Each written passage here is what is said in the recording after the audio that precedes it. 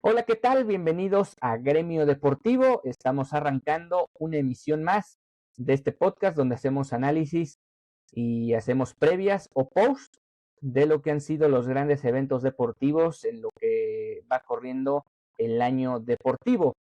Y ha llegado el plazo que al menos un servidor y muchos también estamos esperando, que es el arranque del Clásico Mundial de Béisbol. En unos días estará arrancando la sexta edición del Clásico Mundial de Béisbol, que de alguna u otra forma ha generado mucho ruido en sus ediciones previas, particularmente la mejor actuación de México en su historia, que fue hace 3 años, cuando lograron colarse hasta las semifinales y quedaron literalmente tendidos en el terreno enfrentando a la selección de Japón con todas sus estrellas, incluido el pues hoy MVP de la última serie mundial. Hablamos de Yamamoto, también de Shohei Ohtani, que también formó parte de ese equipo de Japón, ya tricampeón del certamen y que sin lugar a dudas va a tratar de seguir manteniendo esa hegemonía en un torneo donde hay tres grandes candidatos, pero no hay que descartar a otras tres o cuatro selecciones que no es que vayan a dar el batacazo, pero que también tienen posibilidades, ¿por qué no?, de hasta ser campeones. Pero bueno, vamos a ir paso a paso y en primer lugar vamos a tocar el tema del reglamento. Y es que, como bien lo saben, y desde la primera edición que se llevó a cabo este torneo de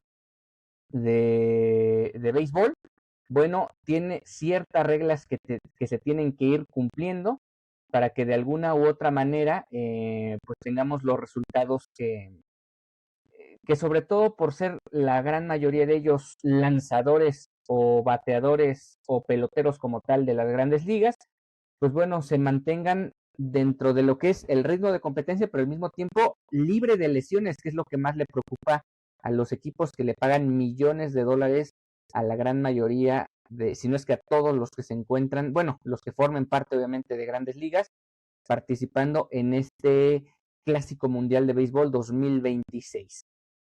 Hablemos un poco del formato, es importante empezar por ahí. Por primera vez se va a adaptar el tema del reloj de lanzamiento, que ya tanto en grandes ligas, en sucursales y en algunas ligas internacionales se utiliza, concretamente en México se utiliza.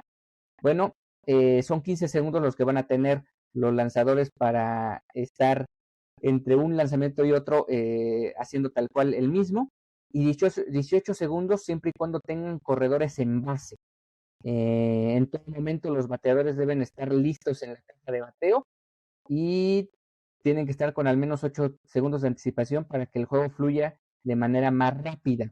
Eh, También, como ha ocurrido en otras ediciones de este Clásico Mundial de Béisbol, habrá un límite de lanzamientos para la primera ronda para los lanzadores abridores, bueno, en general para todos los lanzadores, pero particularmente para los lanzadores de primera ronda, o para los abridores particularmente o mayormente, tendrán únicamente 65 picheos como máximo. Está la regla de que si llevas 64 lanzamientos vas a enfrentar al siguiente bateador. Bueno, puedes terminar el turno y ya posteriormente tienes que sí o sí ser relevado por parte de tu manager. Ya en cuartos de final se aumenta a 80 lanzamientos y finalmente ya en las rondas de campeonato, hablamos semifinales y final, se aumenta hasta 95. Que dicho sea de paso, ya hoy en día y sobre todo en inicios de temporada de grandes ligas, los lanzadores abridores más o menos están lanzando entre 80 y 90 lanzamientos, o sea que difícilmente y por el momento del calendario en el que nos encontramos, que es principios de marzo cuando arranque este torneo, difícilmente vamos a ver un lanzador lanzar 95 picheos. Probablemente lo puedan hacer los asiáticos, los coreanos o los japoneses, que obviamente tengan un pitcher que venga de sus ligas, pero de ahí en fuera se antoja bastante complicado. Y también otra regla para los lanzadores es que los lanzadores que realicen 50 o más lanzamientos en una sola competencia deberán tener un mínimo de 4 días de descanso. O sea, eso significa que los abridores del primer juego para cada una de las novenas, si lanzas 50 picheos, ya no lo van a tener disponible hasta posiblemente el último y cuarto partido, si es que tienen los suficientes días de descanso para volverlo a utilizar. y si no sería hasta los cuartos de final. 30 o más lanzamientos requerirán de un día de descanso, y los lanzadores que realicen en días consecutivos lanzamientos también deberán descansar un día antes de volver a lanzar. Entonces, ejemplo, si el cerrador Muñoz, estelar de la novena mexicana, en el primer partido contra Brasil o contra Gran Bretaña, bueno, ahorita vemos bien el calendario, pero bueno, en ese primer partido él cierra el duelo, pero lanza más de 30 lanzamientos, no va a poder estar disponible para el segundo partido, así que hay que tener mucho cuidado con eso, sobre todo pensando en que en tu grupo tienes a Estados Unidos, entonces hay que ponerlo sobre la mesa. También sigue manteniéndose el tema de la regla de misericordia. Los juegos de primera ronda y las de los cuartos de final finalizarán siempre y cuando un equipo tenga una ventaja de 10 o más carreras después de la finalización de la séptima entrada, de 15 o más carreras después de la quinta entrada. Esto porque, honestamente, sobre todo en primera ronda, hay cierta disparidad entre 4, 5, quizás 6 novenas con respecto al resto.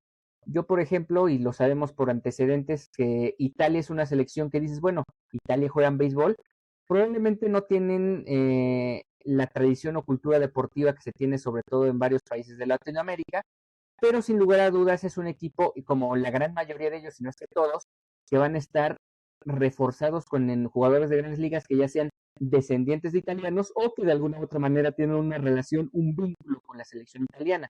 Eso vuelve a Italia una selección no fácil de vencer, y por lo tanto que debes ponerle el ojo particularmente a lo que te pueda proporcionar en esta primera ronda.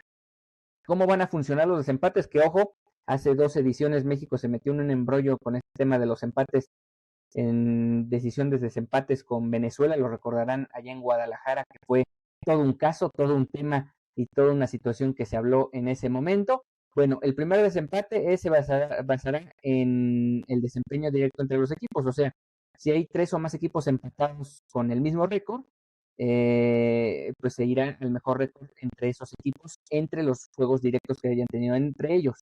El segundo paso será clasificar los equipos según la menor cantidad de carreras permitidas, que se divide entre la cantidad de outs defensivos registrados, que ese fue el punto con el cual México terminó eliminado esa edición de 2017, que generó mucha controversia y que casi casi se terminó diciendo en la mesa porque no estaba muy claro el reglamento.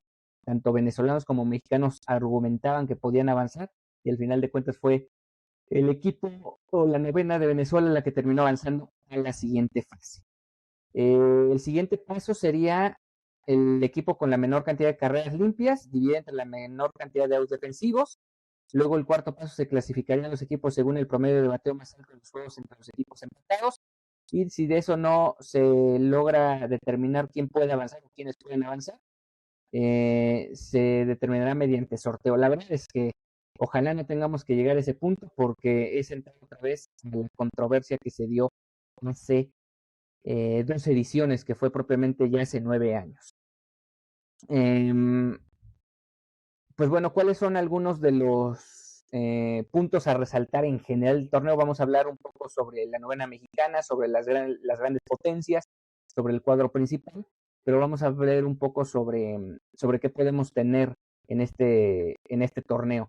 Ahora mismo les voy a compartir la pantalla del cuadro para que lo puedan tener en pantalla y puedan ver lo que se va a dilucidar para ese torneo. Aquí está el cuadro principal. Son 4 grupos. Ahora vamos a ir más o menos con respecto a todos ellos, pero antes de entrar en materia, bueno, como ya lo mencionamos, Japón es el único que ha ganado en 3 ocasiones este torneo. La idea es ver si pueden convertirse en tetracampeones y tomarle una considerable diferencia de títulos tanto a los otros 2 campeones que ha tenido este certamen, que es República Dominicana y Estados Unidos. Estados Unidos ha llevado potentes novenas a lo largo de las ediciones, tal vez lo han demeritado un poco, sobre todo en la segunda y en la tercera edición, concretamente la de 2013 y la de 2009, pero la realidad es que ya se dieron cuenta la relevancia tanto popular como mediática que llega a tener el torneo, que no se pueden dar el lujo de ser el país con la liga por mucho más trascendente del mundo y que al mismo tiempo no puedas ganarle a los japoneses particularmente, ¿no?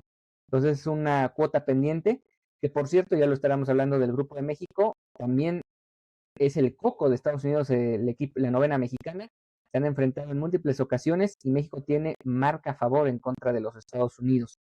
Vamos a ver cómo le va a República Dominicana, quien también es uno de los grandes favoritos, y a Corea, que dicho sea de paso, Corea es una selección que desde, más bien las primeras dos ediciones se metió a las semifinales en 2006, fue subcampeón en 2009 y de ahí no ha podido avanzar de la fase de grupos, así que va a ser interesante que si Corea puede retomar de nueva cuenta ese paso como una novena potencia dentro del béisbol a nivel mundial. ¿Cómo le irá a ciertas selecciones que digamos, pues de alguna u otra forma, ya sea que debutan en el torneo o es su segunda o tercera aparición, pero que definitivamente se encuentran pues muy lejanos en lo que puede ser el nivel que pueden alcanzar las grandes potencias, y una de ellas es República Checa, que de alguna u otra forma va a ser como la gran cenicienta con muchos jugadores amateurs, seguramente van a tener un partido de misericordia pero en contra, vamos a ver qué termina aconteciendo. También tenemos a China Taipei, ojo con China Taipei, puede ser el caballo negro que por un lado no conocemos mucho porque no seguimos particularmente en mi caso el béisbol asiático y más una liga como la de China Taipei, pues bueno, ellos son medalla de oro del Premier 12 de 2024, así que ojo con lo que puede hacer China Taipei, que puede traer un muy buen equipo para este certamen. Dusty Baker, eso es una de las grandes historias a contar, es el manager de Nicaragua y estará disputando la novena centroamericana, su segundo clásico mundial de béisbol consecutivo. Puerto Rico, que también es una potencia en béisbol, que de hecho va a tener la primera ronda como local, que debe darle las ventajas para avanzar como primer lugar de su grupo.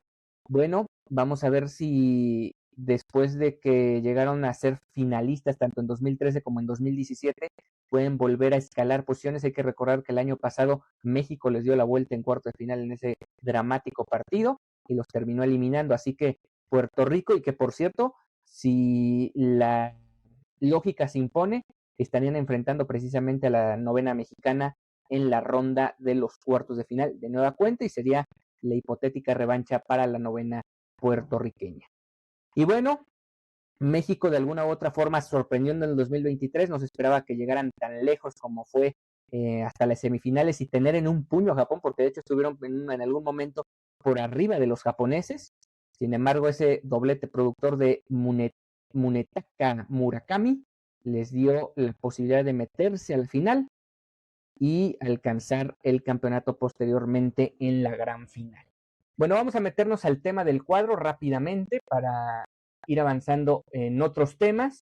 En el cuadro tenemos a Puerto Rico, bueno, en el grupo A Puerto Rico, a Cuba, a Canadá, a Panamá y a Colombia. Este se va a disputar del 6 al 11 de marzo allá en San Juan, Puerto Rico. Todos contra todos, como verán son 5 equipos, entonces significa que habrá descansos alternativos para las 16 novenas en general, perdón, para las 20 novenas en general, porque no juegas diario, sino va a haber días donde no vas a tener actividad y hay días donde hay doble partido y ya sobre el cierre de cada uno de los grupos se disputa un solo partido. A priori podría ser un grupo bastante parejo, ya sabemos que los cubanos, más allá de no tener los grandes nombres que pueden incomodar a muchos, Colombia y Panamá también tienen tradición beisbolera, no obviamente tienen las grandes estrellas que otras selecciones, pero obviamente también pueden dar bastante pelea. Y obviamente también considerar que Canadá hoy en día tiene una muy buena base de peloteros en las grandes ligas y por lo tanto también los convierte, junto con Puerto Rico a mis ojos, a ser los grandes rivales a vencer, aunque siento que de los 4 grupos, cualquiera de los 5 realmente tiene posibilidades reales de avanzar a la siguiente fase. No se me ha descabellado ver a Cuba, a Panamá y a Colombia en la siguiente fase, más allá de no ser favoritos para avanzar. En el grupo B, este es el grupo de México, está Estados Unidos, el eterno rival de México en estos clásicos mundial de béisbol. Italia, ojo, Italia en algún momento ya eliminó a México de un clásico mundial de béisbol. Gran Bretaña y Brasil. Diera la impresión que Estados Unidos debe estar por encima del resto. México, por lo hecho en la edición anterior y por el roster, que ahora vamos a hablar de ello, que ha armado para este campeonato mundial de béisbol, diera para pensar que debe también avanzar junto con Estados Unidos en el grupo. Pero ojo con Italia, y tampoco nunca descartar o confiarse con selecciones como Gran Bretaña y Brasil, que de alguna u otra manera te pueden incomodar y te pueden, a lo mejor no ganar, pero sí te pueden complicar, te pueden hacer trabajar de más. Entonces hay que tratar de resolver estos partidos con solvencia, sobre todo considerando que uno de ellos lo enfrentas al inicio del torneo. El grupo C tiene a Japón, Australia, Corea, República Checa y China Taipei. Realmente República Checa debe ser el flan para todos. China Taipei, ya lo que decíamos, hay que tener cuidado con ellos. Australia de alguna u otra forma podríamos catalogarlo al nivel de Gran Bretaña, Brasil. Vamos a ver qué pueden hacer. Y sin lugar a dudas, los favoritos en el grupo son Japón y Corea. Y el grupo D, que va a disputar sus partidos en Miami. El grupo, por cierto, de México lo va a disputar en Houston y el de Japón en Tokio. Bueno, Venezuela, República Dominicana, Países Bajos, Israel y Nicaragua. Pareciera que tanto venezolanos como dominicanos deben partir como favoritos, pero nunca tampoco descartar alguna sorpresilla en el camino donde Países Bajos, Israel y Nicaragua, que hasta cierto punto, comparándolo con el grupo A, deben estar por debajo de las tres selecciones ya mencionadas, pero también de alguna u otra forma, si en dos grupos podríamos ver alguna sorpresa, yo lo pensaría tanto del A como del D. Difícilmente creo que Estados Unidos, México, Japón y Corea queden fuera en la fase de grupos, pero bueno, ya sabemos que para eso están las sorpresas, ¿no? Ya en los cuartos de final se estarían enfrentando los ganadores del grupo A contra los del B y los del C contra los del D. Y ya sobre el final de la emisión les estaré dando mi pronóstico, así que eso lo dejamos para más adelante. Vamos a meternos al tema del roster de la selección mexicana. El roster, como la mayoría de todos, si no es que todos, o sobre todo de las grandes potencias, ha sufrido cambios que no precisamente es lo que esperábamos que ocurriera con cada una de las novenas. Y es que, pues bueno, de alguna u otra forma, tanto las lesiones, pero sobre todo el tema de proteger antes de una lesión a los beisbolistas ha sido el tema central de polémica para pues muchas mesas de debate, para los análisis, y esto se debe a que no sabemos exactamente si, si es exclusivamente por el tema del seguro o más que nada una presión de cada uno de los equipos de grandes ligas para evitar que varios peloteros llegaran a jugar este torneo. Y es que en el caso mexicano, concretamente la recién contratación del mexicano Ramón Urias, que va a los Cardenales de San Luis, pues ha sido de baja. Todavía aparece en la página oficial del Clásico Mundial de Béisbol dentro del roster de la selección mexicana, pero la realidad es que ya no va a participar con México y concretamente se debe a que cambia de equipo y ahí por ciertas cláusulas de los seguros que tienen estos peloteros con equipos de grandes ligas, no puede participar y se argumenta, entre comillas, que Urias estaría buscando ganarse su puesto como titular, que a mis ojos y siendo fanático de los Cardenales, yo lo vería como un, y además con la desbandada que ha tenido San Luis de peloteros, yo lo vería como un inamovible dentro del cuadro del equipo de San Luis, pero bueno, esa ya es otra historia, nos estaremos metiendo en materia más adelante. También otra de las grandes bajas que sufre la novena mexicana es la de José Urquidi, también por temas de salud, y la de Isaac Paredes, que también sería por temas del seguro. Las dos pesan mucho, una a la ofensiva, la de Paredes, que sobre todo tuvo un rendimiento muy importante y además viene de grandes números en la temporada pasada de grandes ligas, y la de Urquidi también porque al final de cuentas puede que hayas perdido a tu mejor brazo abridor en lo que puede ser tu esfera de opciones o de posibilidades para enfrentar este torneo. Sin embargo, hay que hablar un poco de lo que puede tener México como abridores precisamente, junto con Javier Assad, que ya debe estar totalmente repuesto de lo que fue la lesión que lo alejó muchos meses de la temporada regular de Grandes Ligas con los Cubs, y el joven Tack Bradley. Así que vamos a ver cómo le va a estos dos peloteros en su incursión dentro dentro del, pues de la rotación, mini rotación abridora que va a tener México en este Clásico Mundial de Béisbol. Ya lo decíamos, Javier Assad se perdió la gran mayoría de la temporada regular de 2025, solo tuvo 8 partidos, solo abrió 7, una efectividad de 3.65, pero el año anterior lanzó 29 juegos, más bien tuvo 29 aperturas, ganó 7, perdió 6 y tuvo también una efectividad similar de 3.73, un poco aumentada a lo que fueron sus 2 años previos, que tampoco es que los tuviera totalmente completos, donde era a lo mejor un jugador más de relevo ocasional para el equipo de los Cubs. Pero bueno, al final de cuentas, Javier Assad se convierte en el as de este equipo mexicano que va a estar disputando el Clásico Mundial de Béisbol. Otro que va a estar en la rotación abridora es Taijuan Walker, el experimentadísimo pitcher hoy en día de los Phillies de Filadelfia, que ya estuvo con Seattle, ya estuvo con Arizona, ya estuvo con Toronto, ya estuvo con los Mets y estas 3 últimas temporadas con los Phillies. ¿Cómo le fue el año pasado? 21 aperturas, 5 ganados, 8 perdidos y una efectividad de 4.08 en carreras limpias. Para los que no tienen mucha familiaridad con el tema de las carreras limpias, son las carreras en promedio que permite un abridor, o bueno, cualquier pitcher, por cada 9 entradas lanzadas. Un buen promedio de carreras limpias está entre 3 y 3.5. Ya cuando te vas acercando al 4 ya te vuelves más promedio y obviamente entre más vaya aumentando ese promedio, más descontrol tienes a la hora de enfrentar a los bateadores. Entonces digamos que Walker ha sido o tuvo una temporada dentro del rango promedio. Los que están abajo de 3 de promedio son superestrellas y hay algunas de ellas que van a estar participando en este Clásico Mundial de Béisbol. Luego tenemos a Tack Bradley, el joven pitcher ahora ya de los Minnesota Twins, lo cambiaron el año pasado, estaba con Tampa Bay 3 temporadas. Con Minnesota solo tuvo 6 partidos, no ganó ninguno, perdió 2 y una efectividad por las nubes de 6.61, pero concretamente si nos vamos a sus aperturas en Tampa, fueron 21, ganó 6, perdió 6 y tuvo una efectividad de 4.61. Más que nada aquí el coacheo de Descens, que es el que va a llevar las riendas del equipo mexicano, pues debe darle al abridor mexicano las herramientas y sobre todo la tranquilidad en los momentos clutch, de sacar adelante las situaciones y de llevar el partido. El reto o la misión de estos 3 abridores de México es llevar el partido al relevo, al bullpen de México, que es realmente lo más sólido que va a tener la novena mexicana. ¿Qué tiene el relevo de México que podemos tener la esperanza de que ahí se finquen las grandes posibilidades de dominar a los adversarios y de poder ir avanzando a las rondas? Tienes a Brennan Bernardino, quien tiene más de 50 entradas por año en las últimas 3 temporadas con los Red Sox.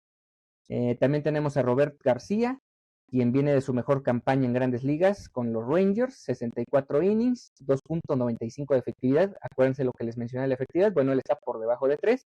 Víctor Bodnik, quien respalda su lugar tras un muy buen año con los Rockies, 50 entradas y 2 tercios, 3.02 de efectividad y 49 ponches. Y ellos también hay que sumar brazos probados como Jesús Cruz, Gerardo Reyes y Daniel Duarte, además de la camada joven que vamos a ver cómo los va insertando Benji Hill dentro de los partidos, como son Sammy Natera Jr., Alexander Armenta, Luis Gastelum y Alex Carrillo. Todo esto para que llevemos el partido a la novena entrada, tu gran estrella que es Andrés Muñoz. Andrés Muñoz es el taponero de los Mariners, es uno de los mejores cerradores de las grandes ligas y si México puede llevar el partido a la novena entrada, está bien, sí, es todavía pretemporada para todos ellos, pero Andrés Muñoz puede ser casi una garantía en el montículo y darle a México o cerrar los partidos para México y llevarse las victorias. Ahora vámonos con el factor eh,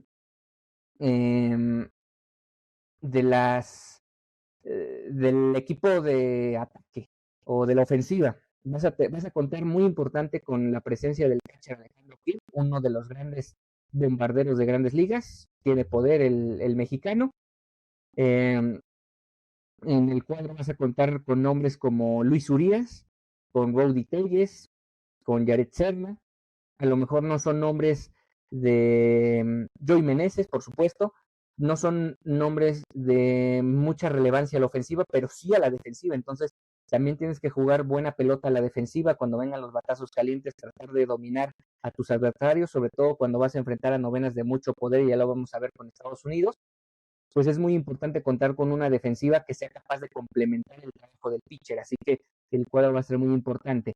Luego en los jardines pues vas a tener varios nombres interesantes, como lo es lo de Alejandro Zuna, lo de Alex Thomas, pero sobre todo lo de Randy Arozarena, que sin lugar a dudas se convierte en la cara mediática del equipo. Lo fue hace 3 años, lo va a hacer de nueva cuenta. Y Jaren Durán, vamos a ver los números de Jaren Durán. En la temporada anterior fueron 620 turnos al bat, anotó 86 carreras, metió 159 hits, 16 cuadrangulares y remolcó 84 carreras. Jaren Durán se convierte en una pieza bastante importante para el equipo de México, para complementar lo que pueda llegar a ser Randy Arozarena, que digamos no viene de su mejor temporada, pero tampoco estamos hablando de un jugador que, pues que digamos vaya um, a ser no tan respondiente en lo que se refiere a su rendimiento. De hecho, viene en picada su rendimiento. Después de justo lo que fue el Clásico Mundial de Béisbol, tiene un promedio de bateo de 254 con Tampa en el 2023. Después estuvo en dos equipos en el 2024, concretamente en Tampa y en Seattle. Y ahora en Seattle, bueno, en ese año tuvo un promedio de 219 y en Seattle finalizó el 2025 con un promedio de 238. ¿Qué significa esto? Que de cada 1000 veces que vaya a tomar turno, batea 238 hits, y ese va a ser, es un promedio bajo para lo que ha sido el rendimiento de su carrera, porque hay que recordar que cuando llega a San Luis, en 2019 tuvo un promedio de 300, más o menos se mantuvo en 281 en Tampa en el 2020, 274 en el 2021 y 263 en el 2022. O sea, progresivamente ha ido disminuyendo su promedio de bateo. Vamos a ver si en un torneo corto él puede encenderse y darle a México, o ser el estandarte de la novena mexicana para producir en grande. Los números de Yuri Meneses, promedio de 274, va a ser importante, sobre todo en la parte alta de line-up. 1114 turnos al bat, metió 305 hits. Bueno, eso a lo largo de su carrera. El año pasado no tuvo actividad. Vamos a ver cómo viene en ese sentido. En el 2024 con Washington, en apenas 76 partidos, metió 65 hits, tuvo una producción de 42 carreras. Su mejor año fue en el 2023 también con los Nationals. Tuvo casi todos los partidos, 89 carreras producidas. Debe ser alguien que también te sume, y sobre todo la experiencia que trae también de la edición pasada. Y lo de Alejandro Kirk, él podría ser o es, no podría, es el jugador de mayor poder que va a tener el equipo mexicano. 15 cuadrangulares, no son muchos, incluso tuvo más Durán, el que mencionábamos al inicio, pero sí tiene la capacidad también de conectar muchos imparables, y lo vimos incluso en postemporada con Toronto. Es un jugador que a lo mejor no pasa tan en el foco o en el radar de los pitchers adversarios, porque en Toronto enfrentan a otro calibre también de bateadores, pero Kirk fue muy, muy importante durante toda la postemporada para el equipo de Toronto, que incluso se habló que Kirk llegó a ser un candidato sólido a mejor, a más valioso de la Serie Mundial, que terminan perdiendo contra los Dodgers. Pues bueno, el mexicano sin lugar a dudas debe ser un elemento fundamental en las aspiraciones de México dentro de este campeonato del Clásico Mundial de Béisbol. ¿Cuáles han sido los resultados de México? Bueno, en la primera edición en 2006 avanzaron de grupos, perdiendo solo contra Estados Unidos 2 carreras por 0, pero se impusieron a Canadá y Sudáfrica para avanzar del grupo D. Luego llegar a la segunda ronda y se quedaron en el grupo donde está auténticamente puro caballo, con Corea del Sur, Japón y Estados Unidos, pero eso sí, a Estados Unidos lo vencieron 2 carreras por 1 allá en Anaheim, en un partido que va a quedar para la historia.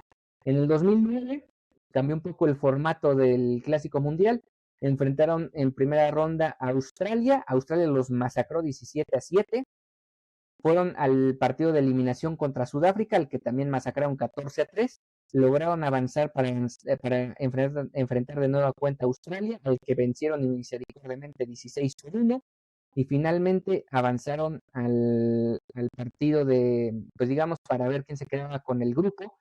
Perdieron misericordiamente con Cuba. O sea, fue un blanco y negro esa primera ronda donde o te apaleaban o tú apaleabas, pero bueno, México pudo avanzar, llegó a ese partido ya para jugar otra vez este formato donde se enfrentaban las 4 selecciones, un partido cada quien, los ganadores se enfrentaban en la siguiente ronda, el ganador iba directamente a la final y el perdedor se iba ya a un partido de eliminación directa. Bueno, México sale vapuleado contra Corea del Sur en ese primer partido, después se vuelve a ver las caras contra Cuba, un partido un poco más apretado, pero lo termina perdiendo y ahí se acaba la participación de México en el 2009. De ahí vienen 2 ediciones bastante oscuras para México. Viene lo de 2013, lo que ya mencionábamos, que México pierde sorpresivamente contra Italia el partido inaugural y a la postre le termina costando el avanzar de ronda, porque después sí vence a Estados Unidos, se mantiene con posibilidades, pero después viene ese polémico partido con Canadá donde incluso hubo golpes, hubo expulsados y México termina perdiendo el partido 10 carreras por 3 y queda eliminado en fase de grupos. Después viene la ronda de 2017, un grupo también muy complicado donde se encuentran a Puerto Rico, Venezuela e Italia, y en esa ocasión Puerto Rico los vence, también los vence Italia de nueva cuenta, sí, el coco de México e Italia, así que ojo con lo que van a enfrentar en esta edición del 2023, perdón, 2026, y pues finalmente vencieron a Venezuela y después vino ese raro criterio de desempate donde por una carrera realmente Venezuela terminó avanzando a la siguiente fase. Y bueno, ya lo que fue el Mundial de Béisbol de 2023, pues bueno, estos fueron los resultados de México, que sin lugar a dudas fue su mejor participación en lo que va de la historia de este torneo. Jugaron la fase de grupos, en su grupo tuvieron a Estados Unidos, a Canadá, a Reino Unido y a Colombia. México pierde sorpresivamente el partido inaugural contra Colombia 5 carreras por 4, pero después todo fue alegrías y felicidad. Y es que apalearon a Estados Unidos 11-5, después le ganaron 10-3 a Canadá, tomaron revancha de lo que fue la derrota de la edición anterior, y por la mínima, o sea, bueno, 2 carreras por 1 a Gran Bretaña lo terminaron también venciendo para avanzar líderes de grupo. Eso les dio la posibilidad de evitar a Venezuela en la siguiente fase, aunque de todas formas Estados Unidos sí dio cuenta de los venezolanos en cuartos de final, y se vieron las caras con Puerto Rico en Miami, y en un partido dramático que perdían originalmente, lo terminan ganando 5 carreras por 4, y en la final lo mismo, iban ganando en la semifinal contra Japón también en Miami, terminan perdiendo 6-5 en un duelo donde eventualmente Japón avanzaría a la final y terminaría venciendo a los Estados Unidos en ese clásico mundial de béisbol. Bueno, ahí está lo que podemos esperar de México en este torneo, que va a llamar mucho la atención, o ya está llamando mucho la atención. Vamos a repasar las 3 grandes selecciones que a ojos de muchos, y me incluyo, son los grandes favoritos a llevarse este clásico mundial de béisbol. Vamos a empezar con la selección de Estados Unidos. La selección de Estados Unidos, como podrán ver en pantalla, pues es un auténtico trabuco. Es una selección que cuenta tanto a la defensiva, bueno, con los lanzadores, como a la ofensiva, con peloteros de enorme dimensión. De hecho, llama la atención la incursión de Clayton Kershaw, quien ya se retira de Grandes Ligas y literalmente este va a ser su último torneo oficial como pelotero. Lo quiere hacer obviamente vistiendo la franela de los Estados Unidos y buscando el título. Hay muchos nombres aquí que mencionar. Me voy a centrar en Paul Skeens, el abridor de los Pirates, y también en Tyke Skubal de los Detroit Tigers.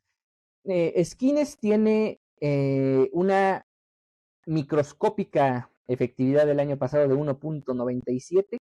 Ganó 10 partidos, también perdió 10, pero eso yo creo que también se lo podemos atribuir a la novena en la que se encuentra, que son los Pirates, que es un equipo bastante mediocre, pero que sin lugar a dudas, si México le toca enfrentar a Skeens, que muy probablemente Estados Unidos sabe que contra México tiene que poner a su mejor brazo a abrir ese partido, pues va a tener que trabajar mucho México para tratar de hacerle daño a Skeens. Y si no es contra Skeens, va a ser contra Skubal.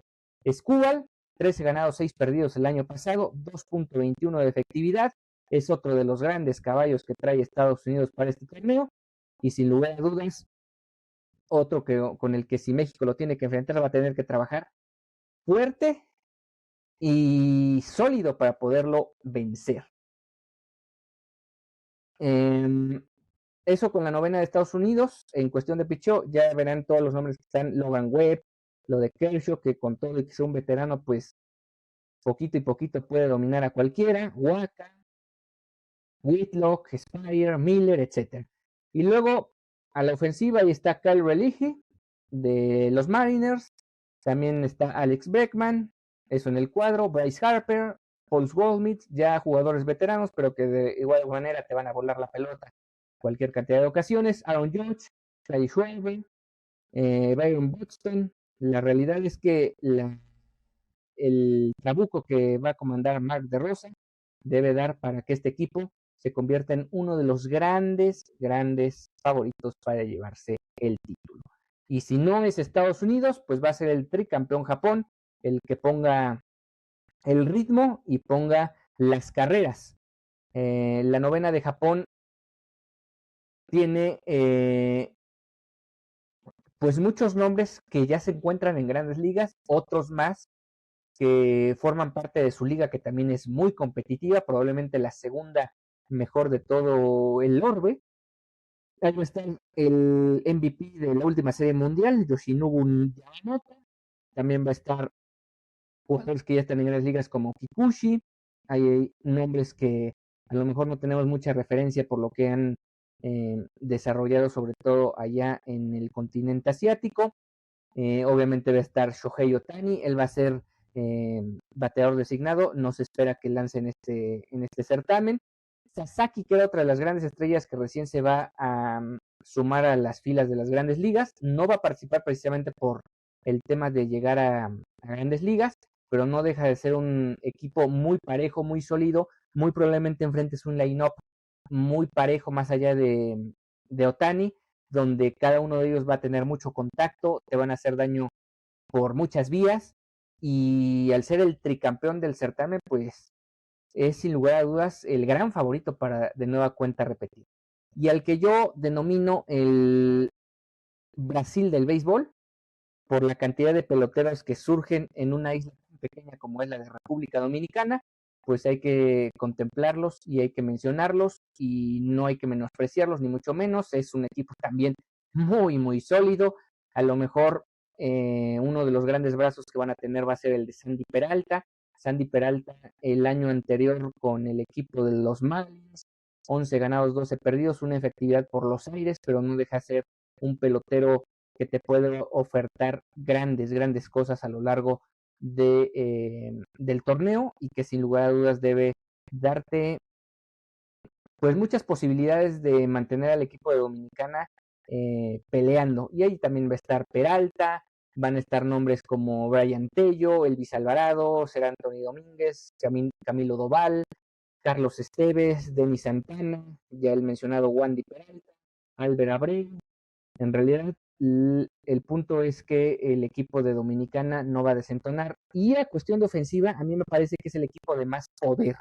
El equipo en el que vas a ver octavo, noveno en el orden a un jugador que normalmente va a jugar como tercero o cuarto en el orden al bat de cualquier equipo de grandes ligas. Y es que va a estar Vladimir Guerrero Jr., Carlos Santana, Ahmed Rosario, Manny Machado, Julio Rodríguez, Juan Soto, Fernando Tatis Jr., Manny Machado, Vladimir Guerrero Jr., Juan Soto y Fernando Tatis al menos serían cuartos al bat en prácticamente todas las novenas de grandes ligas. Y aquí el manager, que en este caso van a tener, bueno, va a estar Pujols, va a estar Plácido Polanco, Febles, Cano, Peralta, varios también ex dominicanos de grandes ligas, van a tener que determinar quién va a ser, o sea, cómo acomodar a todas estas estrellas en un line-up de miedo. Y eso los convierte en un equipo muy poderoso, que va a ser muy difícil de dominar, y que si les quieres ganar muy probablemente vas a tener que hacer la misma cantidad de carreras altas. Van a ser muchos partidos de carreras altas con el equipo de Dominicana, que hay que tenerle mucho cuidado. Bueno, ahí está el resto de equipos ya mencionados. Me gustaría ir un poco con el tema de, ya para cerrar, para tocar un tema de, pues de algunos puntos que son relevantes para tomar en cuenta dentro del certamen. Eh, Cabe destacar algunos puntos, bueno, ya decíamos lo del reglamento, pero sí destacar algunos puntos significativos. Eh, las reglas del pitcher, pues ya las mencionamos. Las sedes ya también las tenemos sobre la mesa. Se espera, por cierto, en el partido de México contra Estados Unidos un récord de derrama económica y de asistencia. Se espera que se rompa, más bien que se supere una proyección de 50 millones de dólares de derrama económica solo en ese partido. O bueno, solo durante la primera semana ahí en Houston, donde va a disputar tanto México como Estados Unidos sus partidos. De alguna u otra forma también este va a ser un preámbulo a lo que va a ser el regreso del béisbol a los Juegos Olímpicos de Los Ángeles 2028, que estamos un par de años de ello. Entonces también hay que ponerlo sobre la mesa. Y bueno, ahora sí, para cerrar esta emisión, vamos con mi proyección de cómo va a terminar el cuadro final. Ya decíamos cómo estaban los grupos, ya mencionaba yo quiénes van a ser los que considero que van a terminar avanzando. Bueno, ahora les voy a presentar lo que para mí va a ser el resultado de este torneo. Me parece que en el grupo A, como ya mencionaba, Puerto Rico va a ser el cabeza de grupo, que va a terminar avanzando como el ganador absoluto del grupo A. Después vamos a tener también a Canadá avanzando, no veo sorpresas ahí. En el grupo de México va avanzando a Estados Unidos como 1, a México como 2. En el grupo C a Japón como 1, a Corea del Sur como 2. Y en el grupo D a República Dominicana como 1 y a Venezuela como 2. Esto nos arroja que Puerto Rico estaría enfrentando a México en lo que podría ser la revancha de la edición pasada, pero no creo que haya revancha, creo que México va a terminar avanzando de nueva cuenta a semifinales. Eso ya se estaría disputando el 13 de marzo.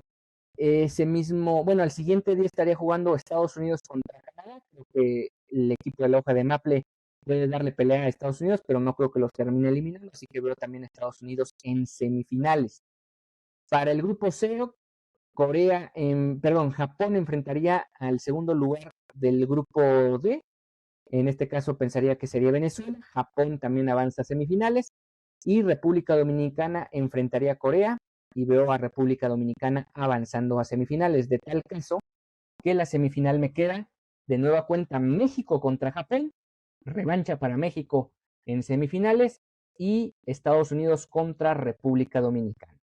Yo creo que República Dominicana regresa de nueva cuenta a una final y lo va a hacer, espero, y ese ya es mi pronóstico arriesgado, contra México, que estaría tomando revancha de la selección de Japón de lo que aconteció el año pasado y finalmente estaría avanzando para enfrentar en la gran final a República Dominicana, donde eso sí, creo que República Dominicana por el trabuco, sobre todo la ofensiva que recién les menciono, debería estar avanzando y ganando su segundo título del Clásico Mundial de Béisbol. Aquí les dejo ya la proyección completa, ya con el cuadro que recién les estoy mencionando, con República Dominicana como el campeón. Si quieren hacer su pronóstico, también lo pueden hacer en la página oficial del Clásico Mundial de Béisbol y ahí pueden armar sus brackets. Si creen que estoy completamente equivocado, ahí lo pueden checar. Pero bueno, yo creo que República Dominicana, por el trabuco que trae, va a ser el rival que se va a terminar coronando en esta edición 2026 del Clásico Mundial de Béisbol. Y bueno, estamos cerrando esta emisión de Gremio Deportivo. Nos vemos la próxima semana. A lo mejor podamos entrar un poco en materia de lo que ha sido ya el Abierto de Acapulco, también el WTA 500 de Mérida, que no tocamos la semana pasada, pero bien valdría la pena porque también ya es un torneo donde se entregan 500 puntos a la campeona de ese certamen que se disputa en la península de Yucatán. Bueno, también podemos hablar de ello y si no de algún tema más que esté sobre la mesa o sobre la relevancia pública dentro del deporte de México y el mundo. Yo soy Ricardo Romano Corona y nos vemos a la próxima.